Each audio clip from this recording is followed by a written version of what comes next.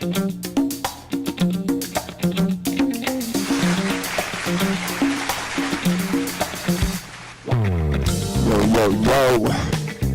what's going on, world? You know what it is. One more again, we are here up in the In Touch News studio for the Life Malcolm show. And I'm so glad that you're joining us at this juncture. We man, you know, it's my custom, and I'm a man of habit. I want to, go ahead and express my deep and profound appreciation for DJ CEO and Mrs. DJ CEO, aka Tampa Bay Tammy, for making sure that this platform exists and is available to the African working class and others, but certainly to the class get to come on the podcast and have a discussion with people who I wouldn't ordinarily be able to reach, and so that's so powerful and important, and I'm gratefully grateful to they spell differently, right? Anyway, gratefully grateful to DJ CEO and Mrs. DJ CEO for making this happen. And I'm also profoundly appreciative of being supported by the stellar, super duper producer.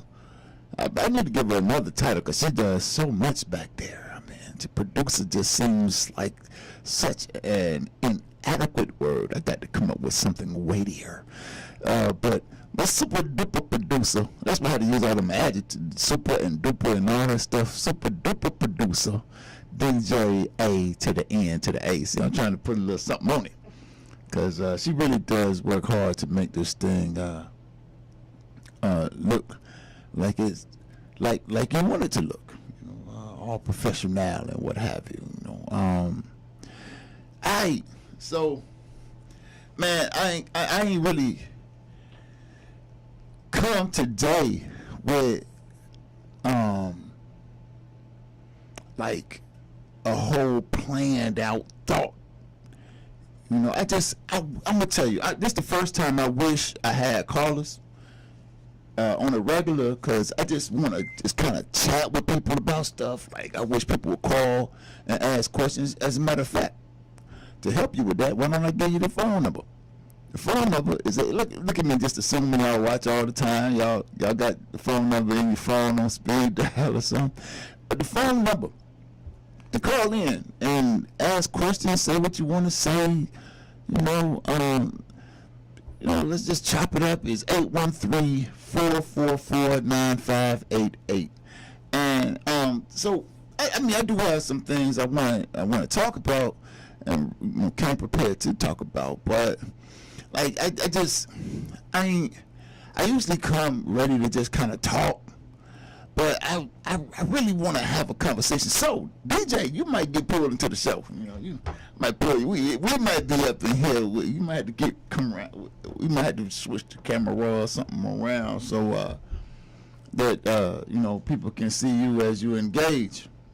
But no, man. Okay, so one of the things I do want to talk about is, of course, Juneteenth stuff. Am I turning it up or down? What am I doing?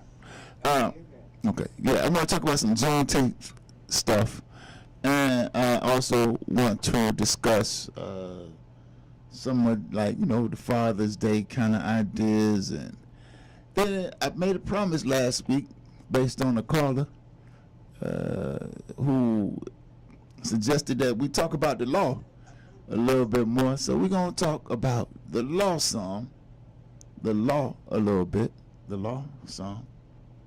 But it's okay. So yeah, man, I would really appreciate it if you call in. Just holler at your boy. Just to kind of chit chat, man. Kick it, ask me some questions, and listen. I also thought about sharing some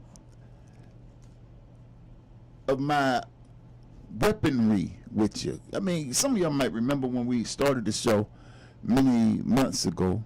I started, part of the program included sharing quotes. I used to try to start with a quote and end with a quote, and then I found out that an hour is tight time, and sometimes I'm running right into the conclusion of the show, and had to hurry up and get a quote out, and so that idea kind of faded away.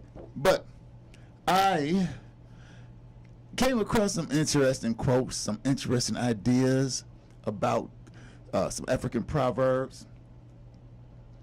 How you gonna call me on the cell phone?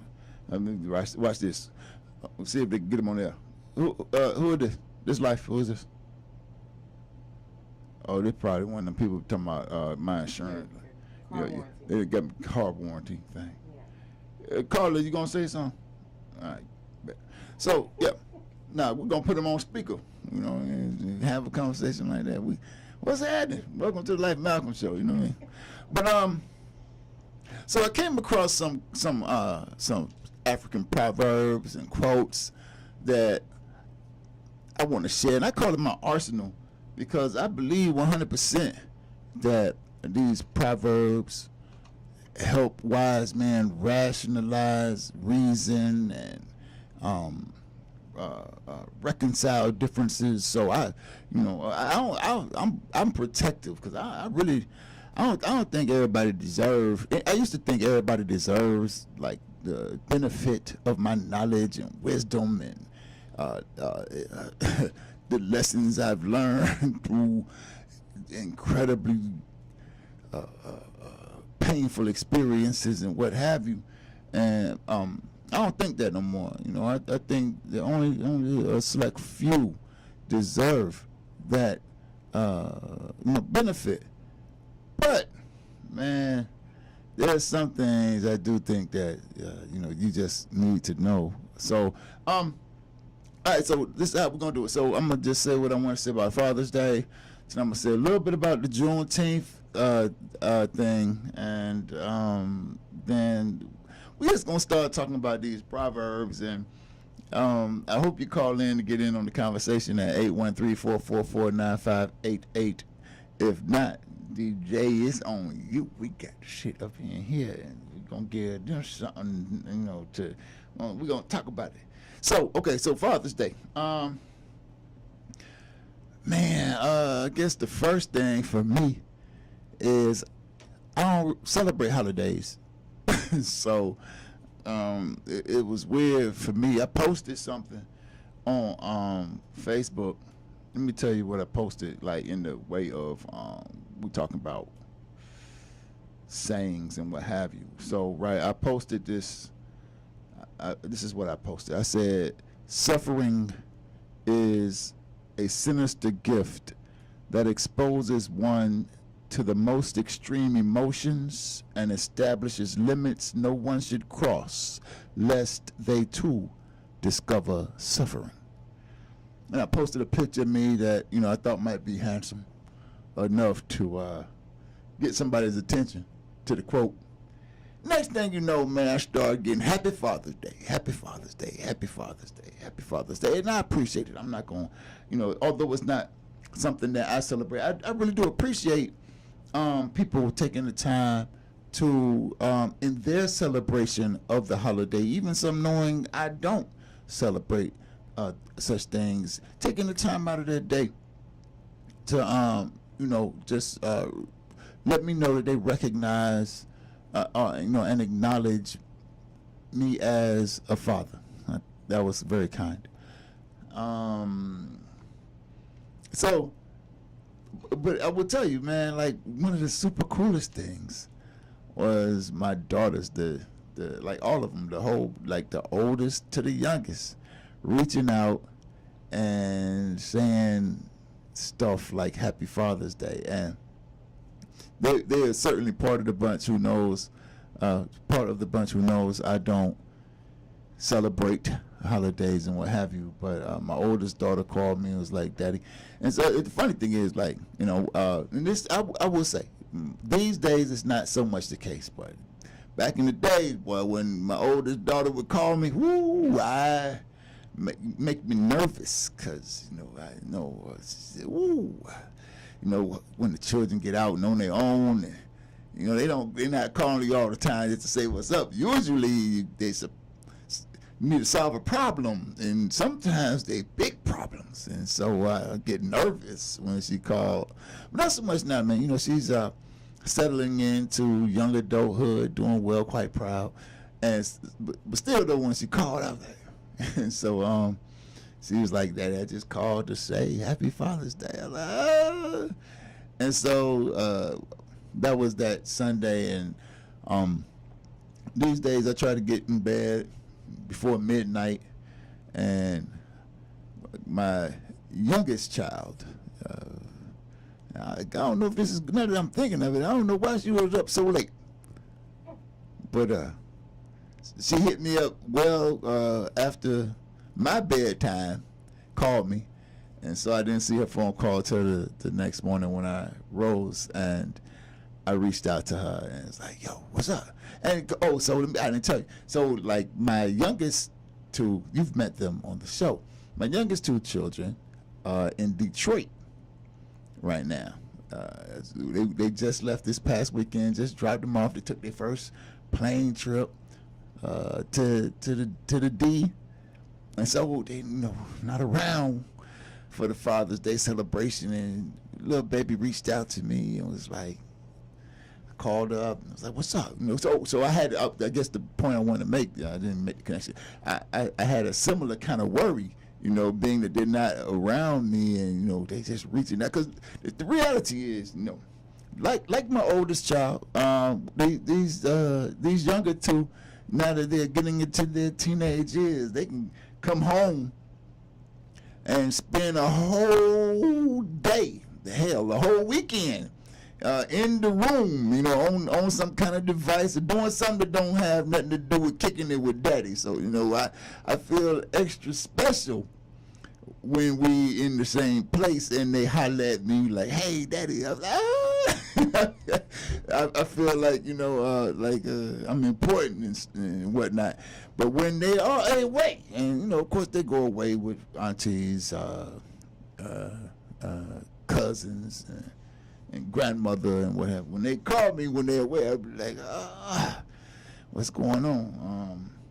And so now they far away, so there was a little, but they're in good hands. I know they're in good hands. But they called, and she was like, "I just called. I wanted to say Happy Father's Day on that day, but your old ass was asleep." So, and the oldest of the youngest two, she said something like that too. She's she's probably more like me when it comes to these kind of holiday things. So that was Father's Day, and I hope that you all had like, if you celebrate Father's Day, or even if you don't, like, I hope the day was good to you, good for you, meant something meaningful. And yeah, I ain't talked to my father on Father's Day. We celebrated our 6th year of not talking to each other yesterday. Was it yesterday? On Sunday, we celebrated our 6th year. Oh, that's not true. That's not true. Because we did talk. He came down here and we had a conversation, and he lost he was wrong in the conversation, and should call me and apologize being wrong. He gonna tell me, right, that okay, I gotta go to break. So I'm gonna tell y'all the story when we get back, and then we're gonna get up off this Father's Day thing and talk a little bit about Juneteenth. But I do want to tell you about what just happened to me right before I walked in.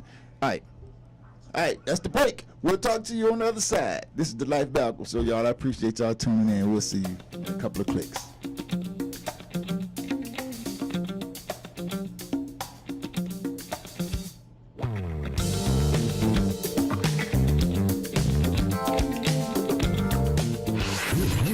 Favorite old school.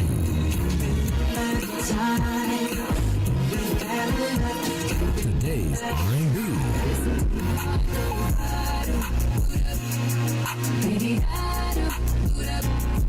With a smooth touch of jazz.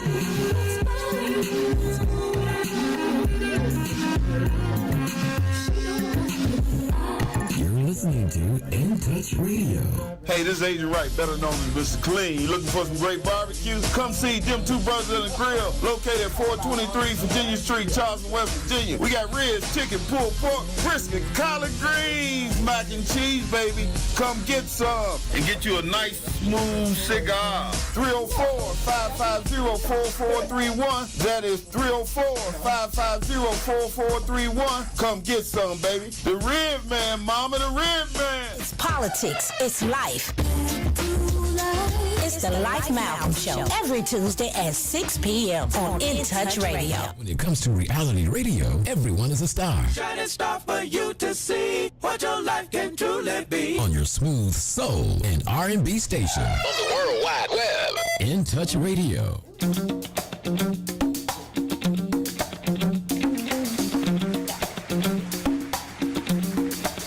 Yo. What's up, world? Alright. We back. It's the Life Malcolm Show right here on In Touch News, where everybody is a star and the biggest star is the people who call. That's to me. Alright, so let me get right to it. Oh, yeah. So many years ago, 2000. Many years ago. So long ago I can't even remember. It wasn't 2000. It was 1997. I flew out of car, broke my jaw, broke my neck, all that stuff, cut my liver, lung, spleen, subdural hematoma, all that, right? And so my pops came up from Mississippi to we talked more frequently back then, and he came up to do something, say something, help me out or what have you. And so he drove me from Orlando. So I had to crash in right around us in Sumter County, not too far from Orlando Regional Medical Center. And so they helicoptered me to the Orlando Regional Medical Center.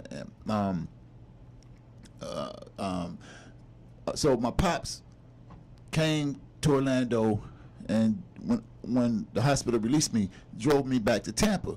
And I'm here in our first conversation in 5 years, which just happened a few months ago. I told him that he drove me home from the hospital. He's like, no, I didn't. You always want to make me think I don't know what I'm talking about. Anybody who knows my father already know where I'm going with it, but it's real. But I was like, I do. Because I remember it was one of the most torturous experiences in my life. Because, listen, I didn't have insurance. I flew out of a car. They tell me I flew out and landed about 50 feet away from the car, right? And I flew out of the driver's side window. I was ejected at the driver's side window, not the windshield. I came at the driver's side window. So my 6 foot something frame, for those who trying to get my exact description, my 6 foot something, 200 something pound frame flew out the driver's side window. So I'm doing all this twisting, turning. I done broke my neck, broke my jaw, cracked my head. I'm in bad shape. You know how long they kept me in the hospital? That was on December the 28th, 1997. They sent my ass home on January the 1st, on my birthday, 4 days later. The day after they wired my jaw shut. I guess I already spoiled that. I told you how they sent me home. They didn't send me home in the ambulance. They sent me home in a car. I'm in the back seat of the car, sitting up. I done been laid out in a hospital bed for 4 days. I ain't moved except for when they dragged me from the hospital room to imaging and then the surgery. And now I'm sitting up in a car. Every part of me hurts. And this father of mine Oh, this reminds me of a song. I got to tell you about these songs I be writing. This father of mine, though, drove me home from Orlando to Tampa, hitting every bump, crossing every railroad track, stopping at every stoplight and stop sign like he didn't have an injured son in the back seat. Yo, I remember that ride. But anyway, he was. I expected he was gonna call and at least apologize or something this year, say he was wrong. But probably gonna be another 6 years before we talk pops. But I love you though, for real. You know, I do, and I don't mind saying that so the whole world can know. Okay, all right. So, man, there's so many things I want to tell you. Okay, so I told you, and I got a song I want to tell you about, and but I'm gonna tell you about what happened to me outside, because this is the precursor to the Proverbs, right? And kind of how I live my life, my arsenal, my ammo. I truly believe that timing is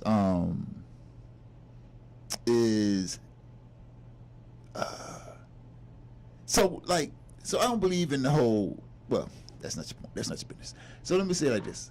I believe that energy is real. Y'all know I'm a materialist, so I don't gotta tell you what I don't believe in. I believe in material reality. However, I don't believe that, you know, everything that is part of our material reality is something that we can see, touch, of course, like, you know, heat waves and what have, there's stuff out there that has material effect that we just can't, you know, deal with in a tangible fashion. So I believe in energy, and I believe in ancestors, you know, the fact because, energy is neither created nor destroyed, it just changes forms, that whole scientific idea. I believe that my ancestors helped me move a certain kind of way and not move a certain kind of way. And I've learned to believe in that and stay committed to that belief, even, you know, whether it works out favorably for me or what I consider favorable at the time, or if it doesn't seem favorable at the time. You know, you can't be wishy-washy, lukewarm. We talked about that with Brother Larry. You can't be lukewarm.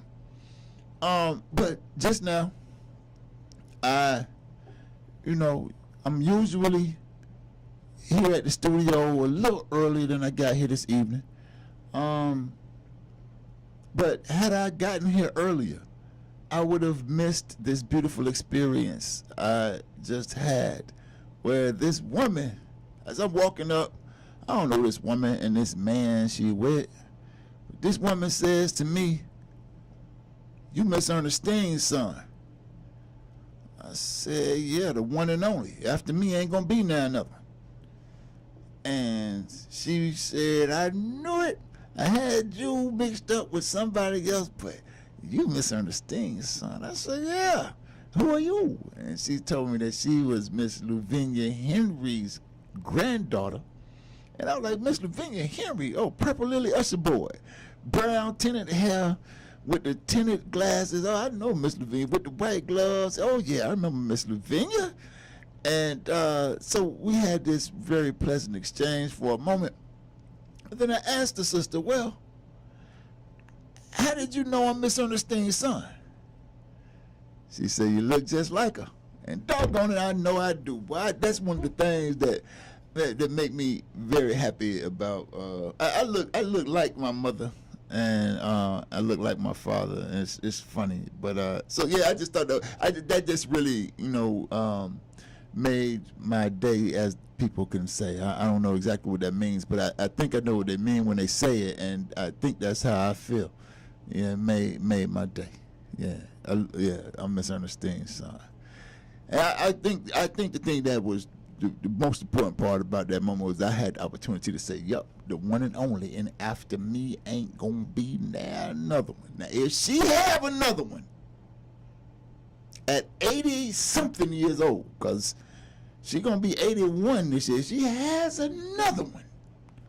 Well, I was wrong.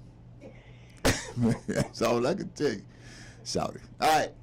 So, all right. Okay. All right. So yeah, like so we're gonna get to my Proverbs, but we're gonna do Juneteenth, but and then some law. But before we get to that,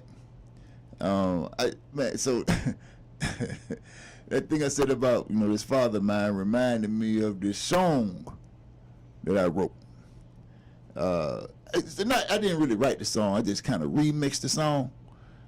I do that. I had this propensity. I don't know if I ever told y'all about like I had this I can't call it an alter ego because although it might have been, I don't want to admit to that. It was more like we'll call it a character I created. And I called him Vulgar Boy, but then I found out that there was like an artist out there like that. So I got to find another name for him. But so Vulgar Boy, for lack of a better name. As a matter of fact, I don't want to use it because, like I said, so let me. What can we call him? The other side of life. Huh? How about that? The other side of life. We'll call him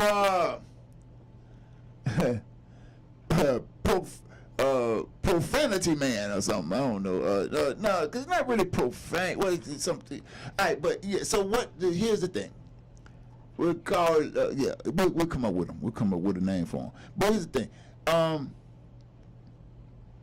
This character remixes like gospel songs and hymns in a certain kind of way, and that's a little more secular. Kind of like how Ray Charles did. I got a woman, well, that kind of thing, right? So, but we this character, no name character right now. We're gonna have to come up with a good name for him. Kind of salacious. But anyway, so this is the latest song. I think I can say it. We're singing over here. I'm trying to think. Yeah. Okay. All right, yeah. So this the song that. We could call him. Okay. Right now. So right now we're gonna call him Salacious Man. Until we come up with a better name, then he's gonna be the artist formerly known as Salacious Man. Right. But yeah. So here's a little song we wrote. This little wife of mine, she's so damn fine. Oh, this little wife of mine, she's so damn fine. This little wife of mine, she's so damn fine. She's so fine, got a nice behind. She's so fine. Now, that's for the married people. If you have a girlfriend, you can sing.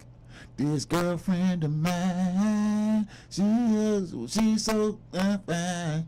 Oh, this girlfriend of mine, she's so damn fine. This girlfriend of mine, she's so damn fine. She's so fine, got a nice behind. She's so fine, right? And now, if you have a girlfriend and a wife, Wow. you can sing. This side chick of mine, she's so. I'm playing. We don't do that. We don't have girlfriends and wives. We have one or the other. Or both, if they are in agreement. Yes, because the song have a different end. She's so fine, cut this throat of mine. Now I'm dying, something like so we don't want to we don't want to have no no bad results. So just pick one version of the song, the version that works with you, and sing it to yourself as we take it to a break. And we're gonna see on the other side of the show, man. We're gonna talk about Juneteenth a little bit. Then we're going to talk about the law, and then I think we're going to end it up with some of these proverbs and quotes I talked about. All right, see you right back, man, on Life Malcolm Show. A couple of clicks.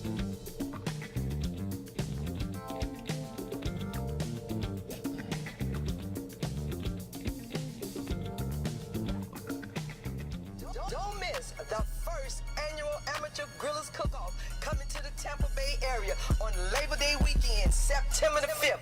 Hosted by the Dr. K.C. Patel High School, located at 10721 Rollison Ranch Road, right here in Tampa, from 11 a.m. to 5 p.m. There will be a $500 cash prize to the best amateur griller. If you feel that you've got the skills, then you need to bring your grill. It doesn't matter how big or how small. You can drive it up, push it up, pull it up, or even let grandma and grandpa help you set it up. Just bring the entire family out and enjoy some of the finest amateur grill meats. Sample the sauce and find out who has the best sauce. Bring your meat and put it on a plate, and let's see if you have what it takes. For vendors information, text 813-965-4456.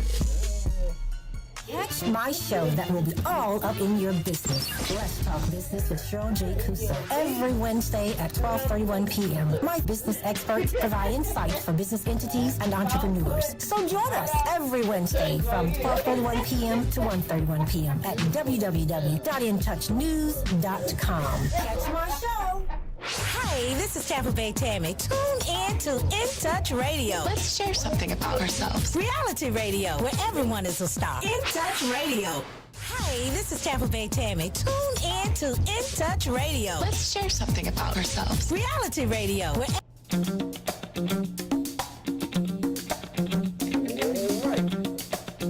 All right. Well, not to be outdone. Salacious Man, I thought Salacious Man was doing, hey, I just heard a commercial about bring your meat. So, hey, look, that might be, okay.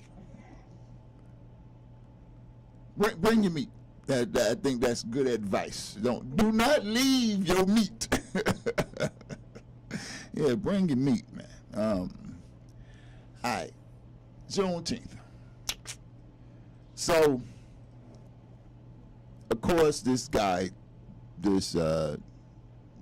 Joseph, I forget his name, Joseph Biden. I not his last name, but I used to know his middle name, Ribbenow, something like that. This guy had done made Juneteenth a national holiday or something, a federal holiday or something. And I think people are excited about that. I think that's important. Juneteenth is an interesting kind of concept. I mean, not really more interesting than anything else that happens in this cryptic country, if you will. This country they got a good game for you. Like, imagine this Juneteenth idea, right? So the idea is African people are supposed to be, are supposed to celebrate some white person showing up 3 years too late to tell African people that white people say we can live like free people, or that we are free people. And there's a couple of ways to look at that. I mean, that's just absurd, right? It's absurd because it suggests absurdities. Like, for example, it suggests that African people need white people to tell us we free, right? And it suggests that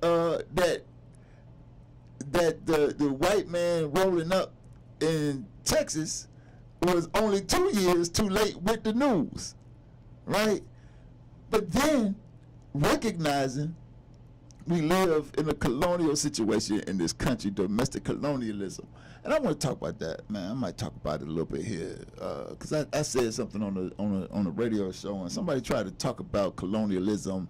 It seems in a way that it had some kind of struggle with the characterization of Africans' existence in this country as colonialism, because they misunderstand, it seems to me, what colonialism means. But so depending on how you look at it, either the guy who showed up 2 years too late to tell African people, as if he was only 2 years too late to tell African people that we are free. Understanding that we are living under colonial domination right now, he might have been 150 something years too early with the news, because we still aren't free in this country, and that's our responsibility. We got to get free. And so I want to talk about that responsibility a little bit, but let me get back to this colonial question, because too many of us, it seems, we have all kinds of struggles against the idea that African people in the United States are colonized. I remember when a lot of Africans had a struggle with the idea that Africans are Africans. So now, more people, more Africans are coming to the conclusion, finding it acceptable, being, they feel okay, safe now saying that they are Africans, and without saying African American, African descended from the African or something. So I don't know, kind of whatever they say. You know what you might know. Hopefully you don't. You can just say African. But yeah. Oh, got a caller. Long caller. Talk to me. Caller, come in. How you doing, brother? Hey, caller, go ahead. Hey, Rice, how you doing, brother? This is Christopher. I'm in the game. Who is this, brother?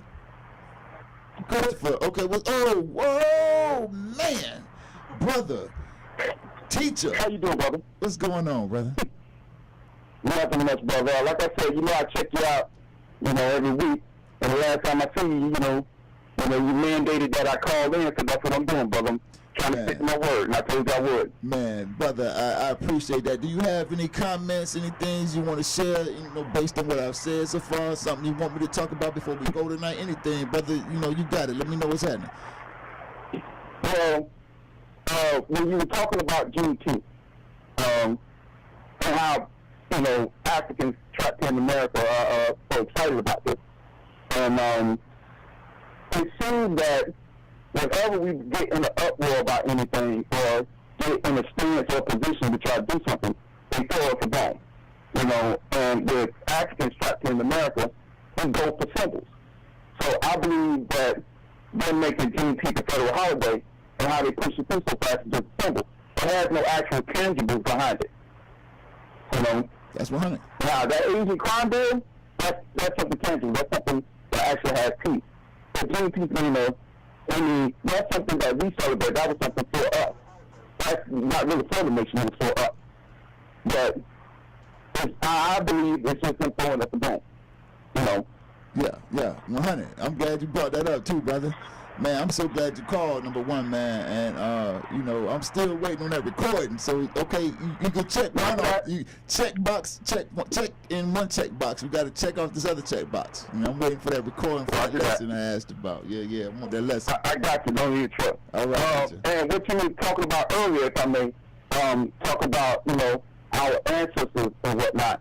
And I try to leave that alone because when you start to deal with people and their belief systems, that gets real. You make enemies, and the last thing I need is more enemies. I've made enough of them in my youth, so I don't need any now. But like you said about the first law of thermodynamics, that energy cannot be destroyed or created. It just changes, position. It just changes shape. Is there an ancestral realm? I don't know. Never been there. Would I like to believe that there's a place that my ancestors dwell that I go to after I die? Sure. But, I'm a concrete, sequential type of person. I can't tell you what I believe. I can only tell you what I can prove. And I can't prove any of these things. They're all just feelings. And as we all know, brother, feelings change. I just buried my sister the other day. I hope she's someplace waiting for me. But I don't live my life thinking that. Because I find if you do, it's almost like how a lot of people believe Jesus is going to come back and set the world straight. That's fine, but that also puts you in a condition of being lethargic where you don't actually do anything to change your condition. Because Jesus is coming back, and he's going to set everything straight. So I don't actually have to do anything. you know, and I choose not to live my life that way. Yeah, no. But some people do, and that's fine for them. Yeah, no, that's 100. But so I'm glad you brought it up too, because maybe I'm unclear when I say what I said about that energy. I don't believe that our ancestors' energy is anywhere else other than here. You see what I'm saying? Mm-hmm. And so I don't know if there's some other place or something like that. I don't know about that. But what I do when I talk about energy, I mean like for real. I'm gonna tell y'all something. Like, here's a jewel. I said I was gonna give some jewels in the form of Proverbs, but here's a jewel. A friend of mine once told me that I had a lot of energy, and like that people could feel. And I wasn't sure that it was true. And I being a materialist, I wanted to know how to measure that. He said, here's what you do. When you find yourself in a crowded room, start on one side of the room and just try to walk across to the other side of the room without touching anybody or saying anything to prompt them to move out of your way. And you can see, people will feel your energy, and they will part like the Bible said the Red Sea did. And you ain't never got to tell nobody. This is what he's telling me. I ain't never got to tell nobody, how it worked, whether it worked, whatever. But just do it. And I put it to the test a few times, and I've seen people just like, whether they drop something or think they feel something, gotta go see somebody they need to talk to, some kind of way. The energy just moves them out of my way. I've also seen experience where people stay right in my damn way. But I learned about that is that some people just can't feel nothing. You understand? And they dead to energy, but that doesn't mean that energy is not here and doing some real stuff. Magnetic, thermodynamic. He like you say, he heats somebody up. So.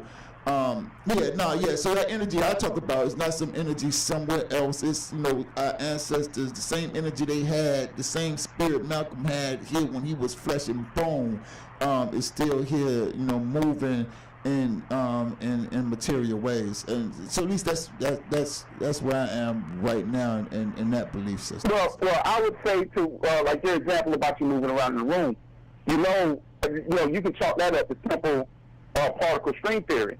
How all the elements in the universe are actually connected to each other in ways that we don't quite understand yet.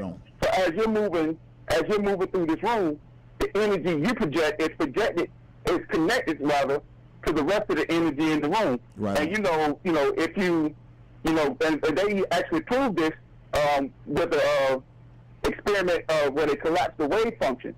Well, they noticed that when you look at a particle, it's actually, when you're not looking at it, it's a wave, and when you're looking at it, it's actually a particle. It's because it's connected. Yep. And as you move through the room, the way these things are interconnected doesn't change. They're only merely their position to each other changes. Yeah. Yeah. And so and they say life deploys a vacuum. So whenever there's a vacuum, life finds a way to fill that vacuum. That void.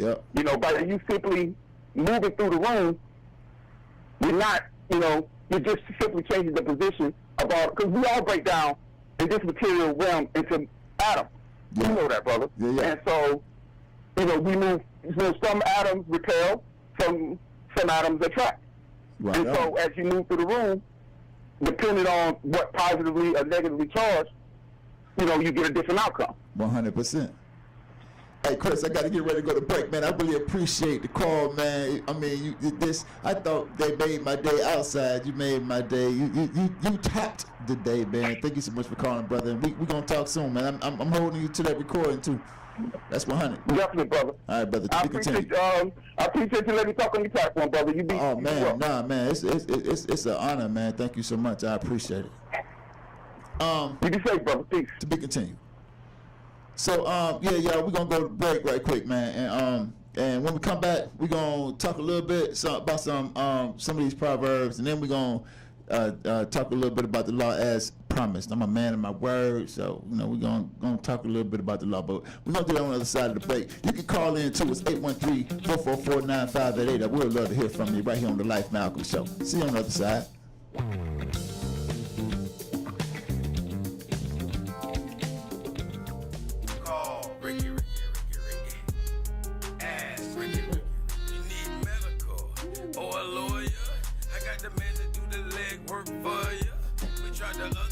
4, so believe we hunted. Now 813-248-6300. Everything gon' be okay, call Ricky, he coming. He taking kids state of Florida, grab a pill of sundown. 184-361 Rick. That's 184-367-425. Never word from the point forward, just recline. Just ask Ricky, push your boy statewide. Just in case you missed it, I'ma tell you one more time. 184-361 Rick. Call Ricky, ask Ricky is a legal medical referral service. The doctors and lawyers in our network are trained in handling auto injury claims, getting you the best medical treatment and recovery. Dial 1-844-361 Rick.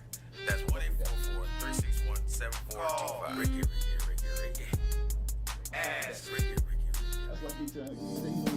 Hi, this is Angela Birdsong with Tampa Bay Politics. And not only can you catch us on InTouchNews.com every Wednesday at 11 a.m., we now have a website at TampaBayPoliticsPodcast.com. We are on Apple, Google, Spotify, and Stitcher, which you can log in at any time and listen to Tampa Bay Politics.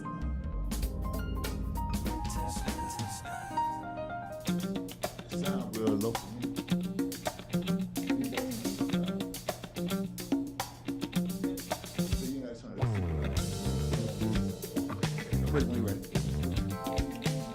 All right. Man. So, all right. Gonna get into these proverbs. I'm looking at the clock. So we got I'm gonna say this right quick. Then we're gonna do a couple of these proverbs, get some thoughts, and then we'll say a little bit about the law.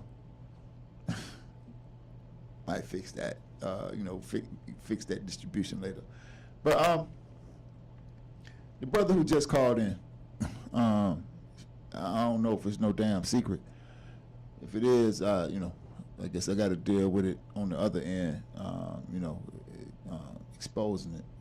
But this brother, man, has what's called end-stage heart failure or end-stage heart disease. I think he said end-stage heart failure. Anyway, this brother is looking death in the face, 43 years old, looking at dying. I mean, as we speak, of course, death is on the list for all of us, but it's on his menu. It's at the top, and this brother, man, I had to say something because I am so moved by the fact that this brother, knowing he only has so many moments left, so many breaths left, took the time, thought it was important to call in and have this tremendous conversation and share, what he knows, the powerful stuff he knows, with the Life Malcolm show and those who will listen now and in the future, and that's meaningful, man. So many people, come up with so many reasons why they can't do this, can't do that, can't watch the show, can't tune in to the show, can't call in to the show. This brother right here, he don't know he know his time is tight. Short of a heart transplant, time is tight, but he don't mind, taking the time to call, and I appreciate that, man, sincerely. Much love. I know you're watching, and I just want to tell you, man, it means a whole lot to me. I don't know how many people can say that, how many people with shows can say that they got that kind of love and experience it that kind of way, and so I want to express my deep and profound appreciation for that.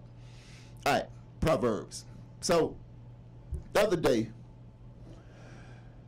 all right, and then so Proverbs for 2 minutes, and then at 51 minutes after the hour, we're gonna talk about the law, a little bit about the law. But some Proverbs though for 2 minutes. Like, I just throw something out there. You can't teach an old dog new tricks. That's not a proverb. That's some saying that we've heard in the mainstream world. But I saw an African proverb that helped me realize that a lot of people who hear this "can't teach an old dog new tricks" saying, see it wrong. They got it backwards. What that mean to you, DJ? You could chime in. You can't teach an old dog new tricks. Just right quick. What that mean? That your mind is stagnant. Okay, all right, good. Yeah, that's terse and succinct and efficient. Yeah. So for me, right now, let me ask you this right here. What is it? What does this mean to you? You cannot teach the paths of the forest to an old gorilla.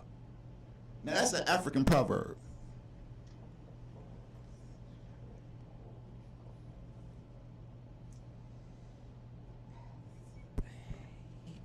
An old gorilla has not traveled all the paths. Possibly? Maybe? I don't know. See, I think you're trying to fit the old dog new trick rationale into the gorilla. The gorilla. Say it again. You cannot teach the paths of the forest to an old gorilla. Well, the gorilla isn't the forest. Huh? The gorilla isn't the tree, so why would you try to teach it the path? The paths of the forest, that's trees, right? What are you trying to teach The gorilla lives in the forest. All right, you know the trees, don't He know the paths. That's the old gorilla knows the paths. So you don't need to be taught. Right. And so that's how I see that you can't teach an old dog new tricks. A lot of people think that it means that people set in their ways, their mind, can't stagnant. But my thought is, I'm an old dog. I'm an old dog. And it ain't too many tricks you can come and teach me. I ain't saying that. Woo! But look at it. But I know some old dogs, you know what I mean? And I know for sure. Man, let me tell you something, boy. I got my ass whooped in poker a couple of times. But I thought I knew the tricks. Watch this right here. Man, them old men took my money. Look, they beat me so bad they gave me the money back. You understand? So, yeah. So I see the can't teach an old dog new tricks, meaning like, yo, you just don't know how much this old dog know. Thing because he's old in the corner. You know what I mean? All right, okay. That makes sense. All right. Here go one. If you marry a monkey for his wealth, the monkey. Wait. If you marry a monkey for his wealth, the money goes, and the monkey remains as he is. Agree or disagree? Because we got to jump. I promised law. I'm 2 minutes later on the law. I got to show up for the law. But do you agree? If you marry a monkey for his wealth, the money goes and the monkey remains as he is. I would have to agree with that. Yeah. All right. Okay. All right. Hey, listen. Next show gonna be like a proverb. So we just gonna do this right here. I didn't know you had a microphone. We can do this. What the hell? Yeah, we can do this. All right. So let me tell you a little bit of stuff about the law. All right. So recently, okay, since you're on the mic, man, we'll finish it up. Do you know the difference between reasonable suspicion that one is armed and dangerous, and probable cause? Like, how those things are different? Well, you're asking me, and I'm a paralegal, so yeah. Yeah. I Okay. know the difference. Well, I have to ask you because we having the conversation. And you on the Life Malcolm show. Oh, boy. So why don't you explain to the audience what reasonable suspicion, what the difference between reasonable suspicion and reasonable suspicion that one is armed and dangerous? So reasonable suspicion that one is just committing something because they've been beat cops, right? Let me ask a better question. How is it different in terms of how the police can engage you? So they're not supposed to engage you for reasonable suspicion. I mean, they can, but probable cause means they probably seen something.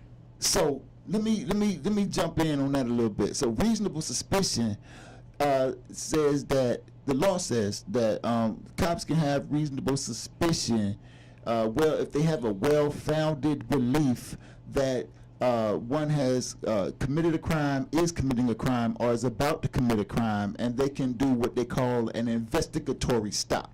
So that means they've been watching you? Hopefully that's what it means. But sometimes that's just what they say.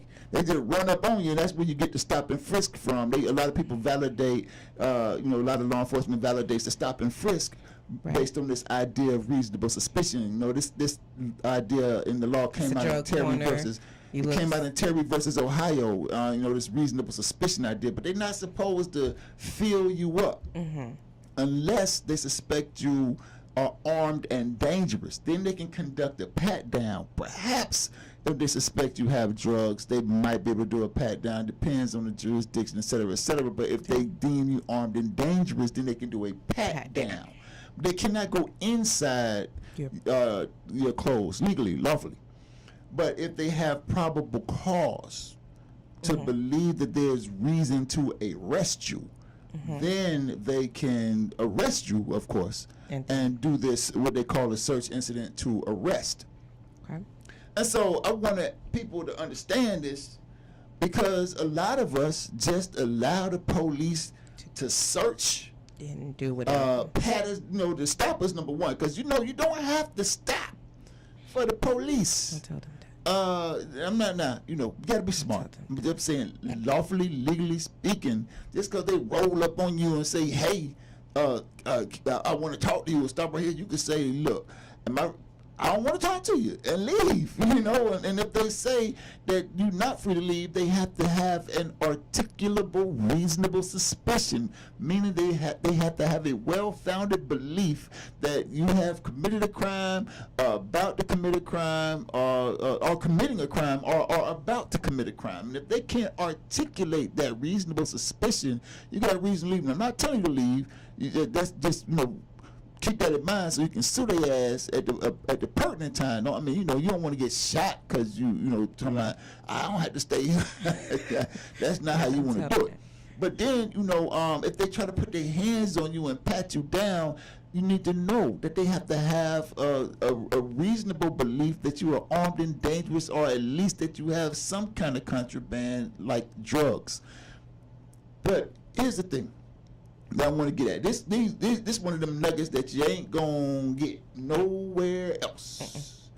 There's this idea called voluntary abandonment. You familiar with that? Voluntary abandonment. So, like I just said a bit ago, you have reasonable suspicion plus other stuff like belief that one is armed and dangerous, and one might have contraband that legally justifies a pat down. Then you have probable cause, which then goes into a full-blown detention and extends into a all-out search.